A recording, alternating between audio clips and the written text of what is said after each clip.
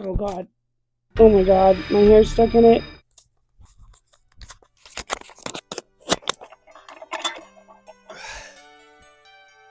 Welcome to Bex Reads. My name's Bex, and this is the show where I share strange and fascinating curiosities of the written word.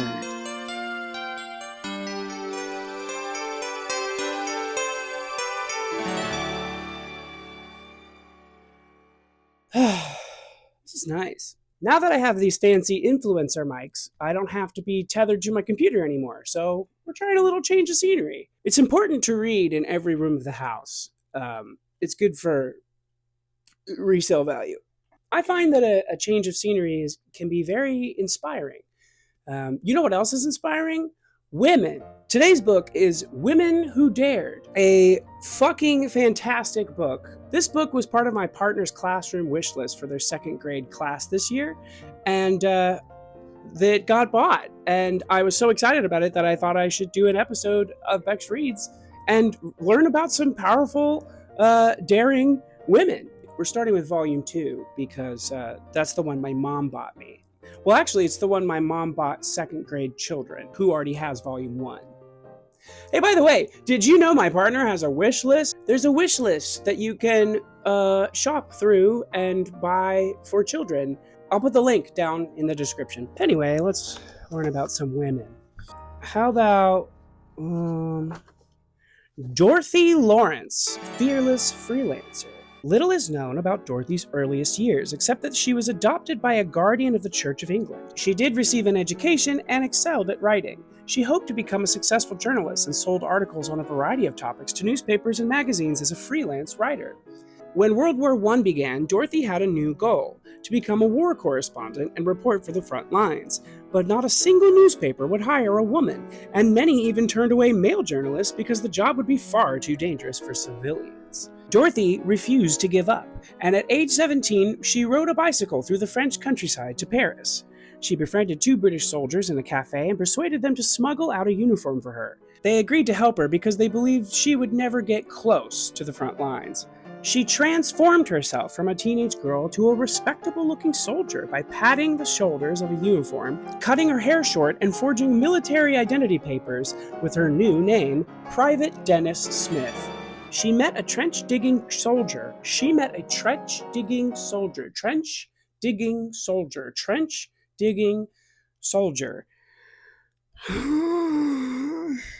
Who saw through her disguise. Being unable to talk her out of her mission, he decided to help. Dorothy spent her nights in an abandoned cottage in the forest, eating any rations he and his fellow soldiers could spare from their own meals. Buddy,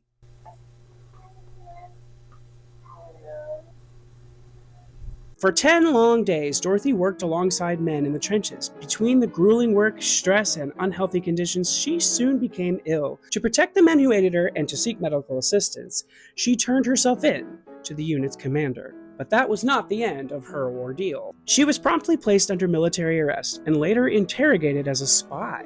Having breached what should have been a secure, impenetrable camp, she was an embarrassment to the army.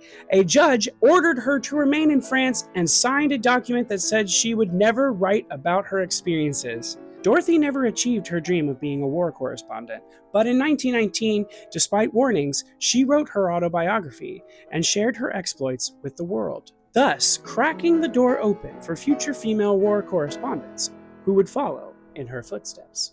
That was fun. This story reminds me a lot of another book that I might read for this show that talked a little bit about how, like, when we examine history, since the word, like, we didn't have the umbrella term trans for a lot of history, but a lot of people would have fit in that definition, not as like transgender in the way we know it today, but like in a way where basically moving away, deviating at all from your assigned gender at birth would be considered trans. So therefore, Dorothy could be considered trans. And the biggest argument I think for that is just that, like, there are so many stories of women joining the ranks. And like, even though we know women can totally be in the army and totally like do basically anything men can do, sometimes better. A lot of people in the past didn't know that. So the gender expectation for a long time in the West was that women don't fight wars. So when a woman fights in a war, she is technically deviating from her gender assignment, her role, her whatever. And I would also classify that as trans. I would consider them to be engaging, at the very least, in like gender play, right? All right, who's next? How about Biruté Galdikas? Oh, I probably butchered that one. Biruté was born in Lithuania, but grew up in Canada. One of her favorite books as a child was Curious George. Biruté was fascinated and was soon reading stacks of books about primates. At a very early age, she knew she wanted to spend her life learning about these amazing creatures. During graduate school, she was close to making her dream come true, but her professors told her studying orangutans in the wild was impossible. They were too elusive, their habitat too remote, and it was just too dangerous. Biruté disagreed. Is it Beirut? There's like a little thing on the E that makes me feel like I should be pronouncing it.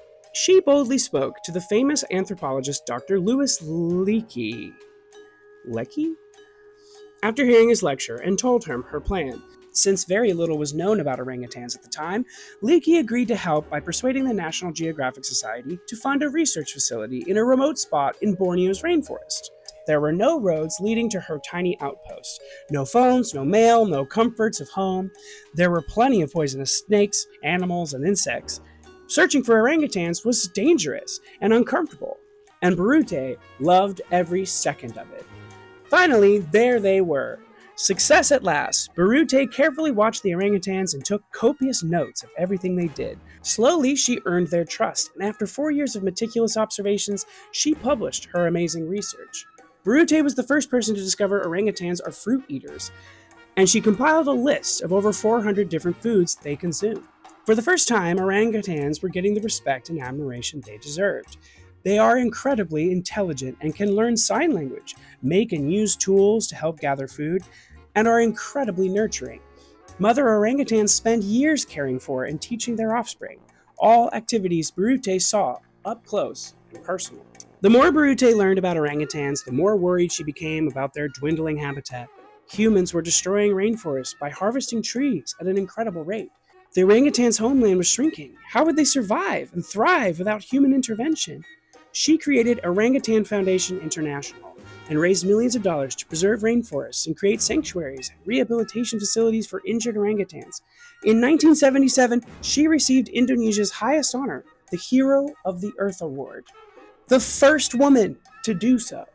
Biruté has spent nearly 50 years studying orangutans in the wild and has amassed an extraordinary amount of data on them. She works tirelessly to raise awareness of the importance and preservation of rainforests and habitats. And she's making a difference. Wow, she must still be alive. That's cool. Biruté, if you see this, I'm really sorry if I pronounced your name wrong. Holy shit. Okay, I'm going to try. Thuríður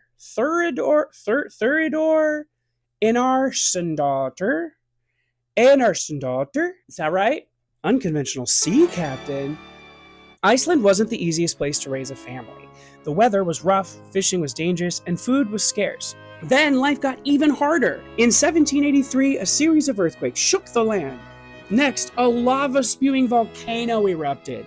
Ash covered everything and poisoned fish, livestock, and ruined crops. Thousands died and others moved away, but Thuríður's family stayed and survived the year-long famine by eating seaweed.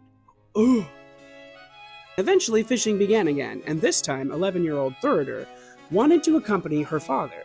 It meant braving rough seas, frigid temperatures, and icy winds for 12 hours without a break. Still, Thuríður was ready, but women at the time were forbidden to wear trousers, only long, heavy, and cumbersome woolen skirts. If she fell overboard, she immediately sank, so Thuríður did the unthinkable. She donned her brother's leather pants! The crew was skeptical until she snagged the first fish. She was wearing her brother's gloves to protect her hands, but they were too big. So she tossed them off and grabbed the line with her bare hands and hauled in her catch, and then caught another and another and another. She had proved herself and became a regular member of the crew, besides being a talented and successful fisherwoman. She excelled at reading the skies and predicting the weather. Hell yeah, I'm trying to learn how to read the skies right now. It's really hard. When Thuríður was 14, her father died and she began fishing on other boats. She watched as one captain berated his crew and shouted orders. To avoid mutiny, she spoke up on behalf of the crew and became known for her skills at conflict resolution. Shout out Union reps. On another trip, the open-air rowboat was caught in a storm. 2 men were swept overboard, and the captain said it was too dangerous to rescue them. Thuríður told him his job was to be responsible for the boat and its crew, expecting him to back down and attempt to rescue. He didn't. So she stepped in and gave the crew orders, and the men were saved. She had earned the crew's loyalty and respect and vowed not to work under another captain again. Secretly recruiting her own crew, she became captain of her own boat. Thuríður fished the turbulent Icelandic seas for over 52 years and never lost a crew member. In the fucking 1800s? 1700s? Oh my god. At 63, she retired as a captain, but remained working on boats as a deckhand. I love this one. That's awesome. Oh my gosh. My partner and I love Below Deck, and the best part of that show is the female deckhands. Anytime the deck crew on Below Deck are all men, I don't care about anything that's happening on that deck. Because also, if it's all men, let's be honest, they're just going to be sleeping with all the fucking stews. And that's the only thing they have to offer, is just causing drama. Oh god, that show. Ida Pfeiffer, extraordinary explorer. Ida's father disagreed with the norm that boys should be educated and girls should be taught domestic pursuits. Let's go, King. Instead, he encouraged her to study alongside her brothers, play sports, and explore the countryside. A family trip to Egypt when she was 5 sparked a lifelong love of traveling. She was encouraged to marry a much older man, and for 27 years she appeared to be simply a devoted wife and mother to 2 sons, her wanderlust set aside. Wanderlust? I don't like that word. When she became widowed in her 40s, her sons were living on their own, and she received a small inheritance from her mother. Nothing could hold her back, and off she went to see the world. She sailed across the Black Sea, rode a camel through Egypt, and stopped at several countries on her way back to Vienna. Along the way, she kept detailed notes of the places, scenery, culture, and people she met. That's so cool. I want to do that. One trip wasn't enough. To pay for her next adventure, she published her travel journals, and they were best sellers. Put in the comments if you want me to read that in another episode, because that sounds awesome. Her next trip wasn't just about sightseeing. This time, she traveled to Scandinavia and Iceland, shout out and collected and preserved plant specimens, rocks, and minerals. She even climbed a volcano. Do you think that was the same volcano as the last story? Oh my god, crossover! She visited temples in Hong Kong and explored ancient ruins, taking detailed notes on her adventures. If there wasn't a bed, she'd sleep on the ground or in a barn, never afraid or worried about harsh conditions. She just wanted to see the world. Oh my god, I want to do that. Ida carefully collected her 700 specimens of preserved insects, seaweed, plants, marine life, birds, rocks, and minerals from all around the globe. When it was time to finance her next trip around the world, she sold her specimens to the Imperial Natural History Museum of Austria-Hungary. This time she traveled with scientists, paleontologists, and naturalists after having proved herself worthy of accompanying such an elite group of researchers. Upon return to Vienna, she published more travel journals that were translated into 7 languages. Her amazing exploits were written about in a popular magazine, accompanied by a photo of her in her practical travel costume. Ida was a fearless explorer who inspired other women to follow their own adventurous spirit, no matter where it might take them. Yeah, I mean, it sounds like she was a rich white lady, a little privileged, but it sounds like she made excellent use of her free time. Miriam Rothschild. What? Of the Rothschild family? Miriam was born into the wealthy Rothschild banking family. Uh-oh. And her childhood was anything but ordinary. You don't say. They lived in an enormous mansion with a yard filled with flower gardens and trees and wandering zebras and tortoises and kangaroos. What the fuck? Oh my god. Her father didn't believe in formal education. Yikes. So the natural world became Miriam's classroom. Double yikes. By 4 years old, she was collecting and studying ladybugs, caterpillars, and other insects. She was fascinated by birds and had a pet quail that slept in her bed. Rich people are so weird. After her father died, Miriam insisted on attending zoology classes at Chelsea College of Science and Technology. She focused her attention on her favorite species, fleas. She spent over 2 years studying how fleas jumped and was the first person to prove they could jump up to 10 inches. That's cool. Miriam married and had children, but continued to study, collect, and observe. After the children went to bed, she went to her microscope and continued her work as an entomologist. Wow. She even kept fleas in a cellophane bag in her bedroom so she could watch them during the night. Over the years, she observed over 2,000 different types of fleas, carefully documenting her research. During World War II, her attention turned to helping others. She opened her home to Jewish refugees and took in dozens of children. Aww. Then her home became a Red Cross hospital while she worked on a top-secret project decoding enemy messages. Whoa. When the war ended, she realized her home had been ransacked and left in shambles. The beautiful gardens were now wild and overgrown. Weeds and ivy covered the once carefully manicured lawns. Good. Instead of returning the grounds to their original pristine state, she realized the abundance of wildflowers were helping to revive the diminishing butterfly population. No shit! Miriam eventually grew over 100 species of wildflowers on what she called her X-lawns. She carefully collected seeds by hand and packaged and sold them, encouraging others to create butterfly and wildflower gardens throughout the English countryside. Her philosophy was that if the natural world could be preserved, it could also be created with a little help from farmers, gardeners, and nature lovers. Between her fondness for fleas, strong views on conservation, and the natural state of her home, many called her eccentric, or worse. Yet scientists and researchers included her in academic discussions, and she lectured at several colleges. Miriam shared her vast knowledge with others by writing over 300 scientific papers and 15 books. Eccentric? Maybe. An incredible entomologist? Absolutely. Wow, even rich people can make a difference if they're women. What else? Who else? What do we got here? Agnes Delluge, spectacular spy. Agnes grew up in poverty where food and medical care were scarce, which caused several life-threatening illnesses and infections as a child. When she was well enough, she loved attending the one-room schoolhouse in her only blue and gray dress. When she was 11, her declining health was so dire she moved to Germany to live with her Aunt Rosa, where she could have a healthier diet and much-needed medical care. She thrived but remained petite and frail, looking like someone half her age.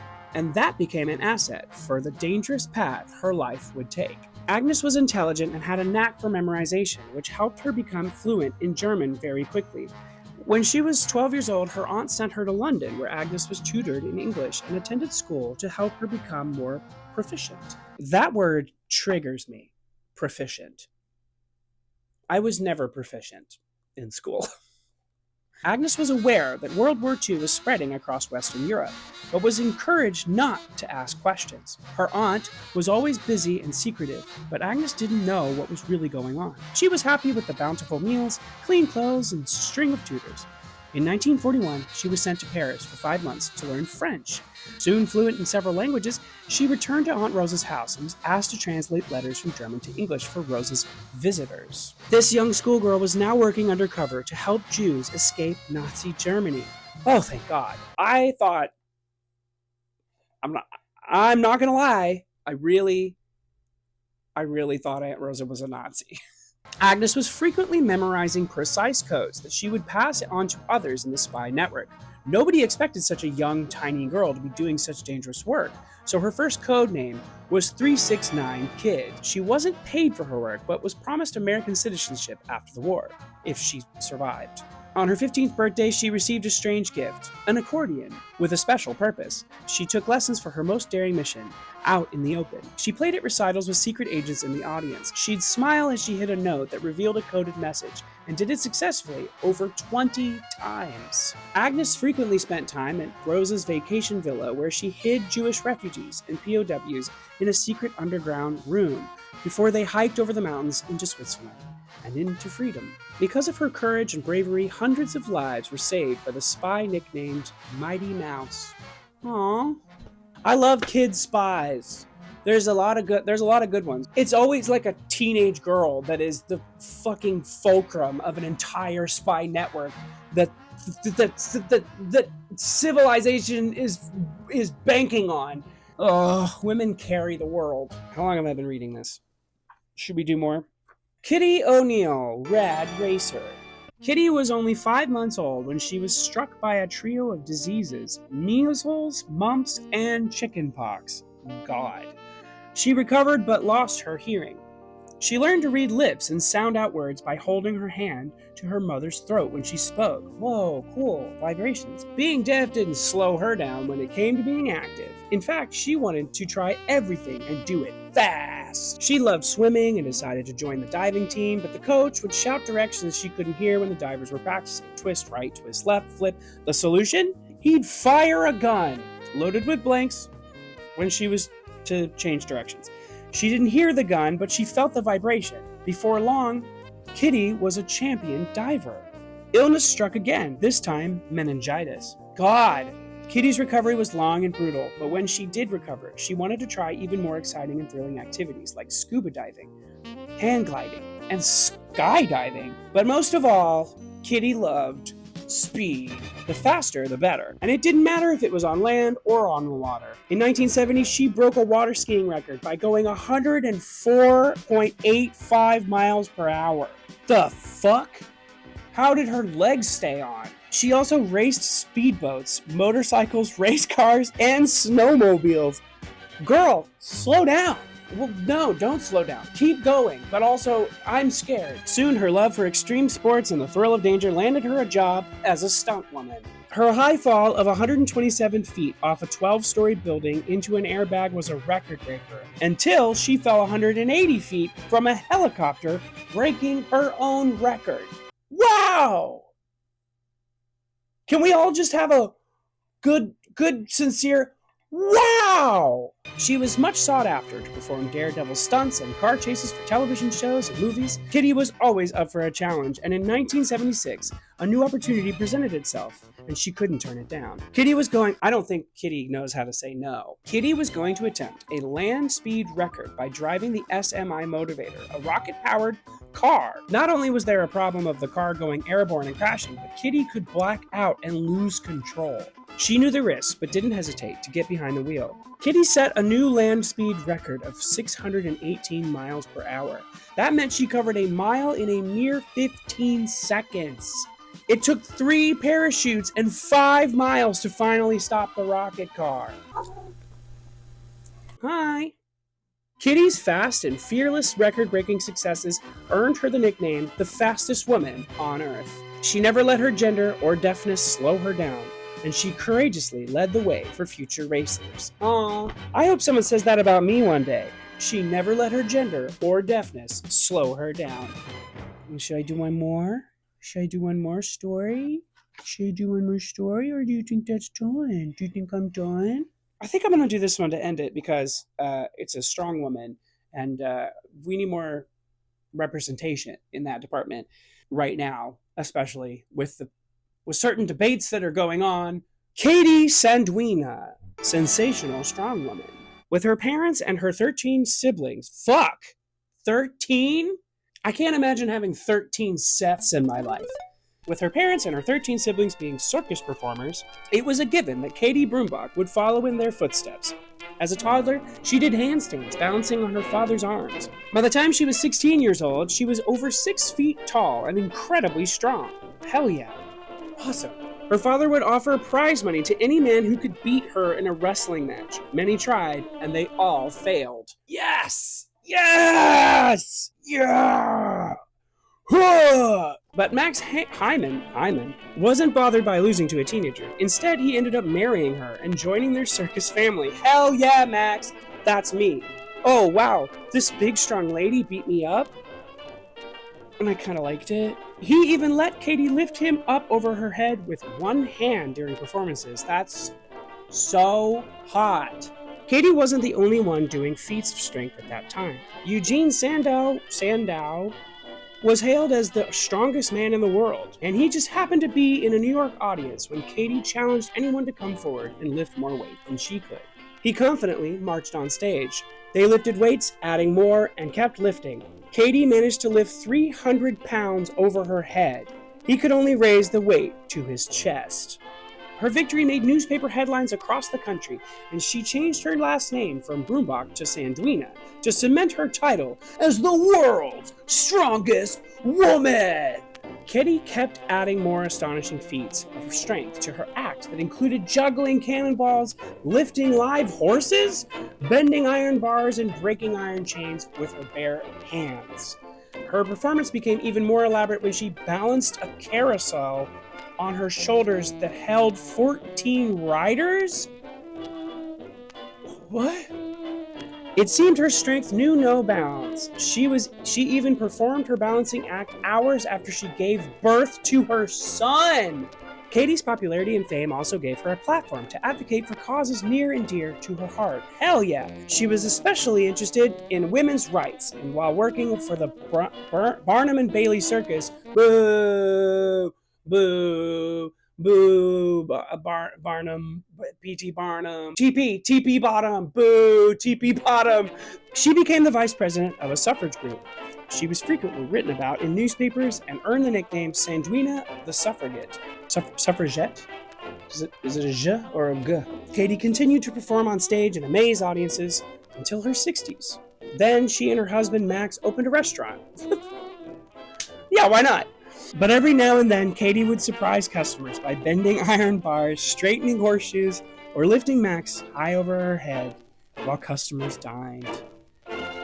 Oh, Katie! I'm gonna cry! Ugh. Women are so cool! If there is a lesson here today, it's that women can do anything.